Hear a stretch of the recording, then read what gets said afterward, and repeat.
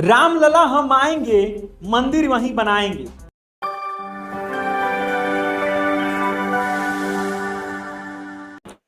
रामलला हम आएंगे, मंदिर वहीं बनाएंगे। ये नारा आप सबको याद होगा। इसी नारे के साथ बीजेपी पहली बार उत्तर प्रदेश की सत्ता में आई थी।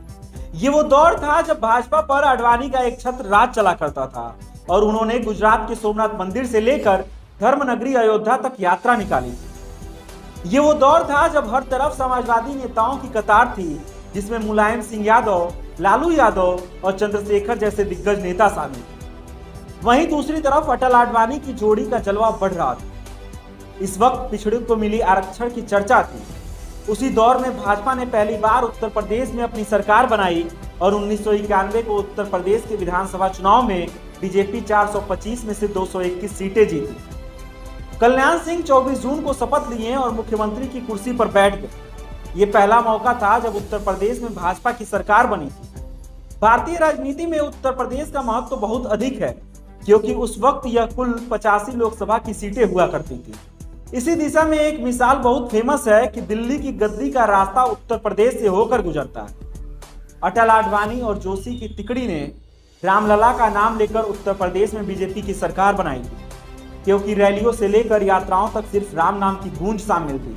लेकिन फिर भी हमारे सामने सबसे पहले यह सवाल आता है कि बीजेपी को जीत अटल आडवाणी या जोशी ने दिलवाई थी या फिर राम मंदिर के मुद्दे ने। ये हम इसलिए कह रहे हैं क्योंकि 1980 के विधानसभा चुनाव में जो भाजपा ने विधानसभा में सिर्फ 11 सीटें जीती और उसके बाद हुए सन 85 के विधानसभा चुनाव में 16 सीटें जीती, इसके अगले विधानसभा चुनाव में बीजेपी 57 तक पहुंच पाई थी। यहां तक बीजेपी को उत्तर प्रदेश में कुछ खास सफलता नहीं मिली, लेकिन इसके बाद बीजेपी ने राम मंदिर के मुद्दे को हवा दी और रामलला हम आएंगे, मंदिर वहीं बनाएंगे के नारे के साथ 1991 में बीजेपी ने 221 सीटें जीती और भाजपा का ग्राफ बढ़ता चला गया। परिणाम स्वरूप इस जीत का नायक राम मंदिर के मुद्दे को ही समझा गया। 1991 में बीजेपी ने उत्तर प्रदेश की सत्ता हासिल तो कर ली, लेकिन केवल 1.5 साल के बाद प्रदेश में राष्ट्रपति शासन लागू कर दिया गया। 6 दिसंबर 1992 को उग्र भीड़ ने बाबरी मस्जिद को गिरा दिया। आरोप ये भी लगे कि इस पूरी भीड़ का नेतृत्व आडवाणी, जोशी और उमा भारती जैसे नेता कर रहे थे, जिस पर मामले कोर्ट में विचाराधीन है।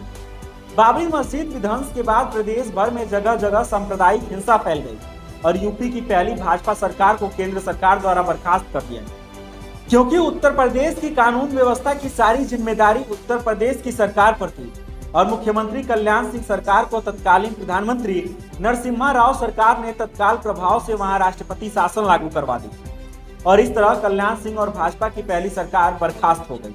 धन्यवाद।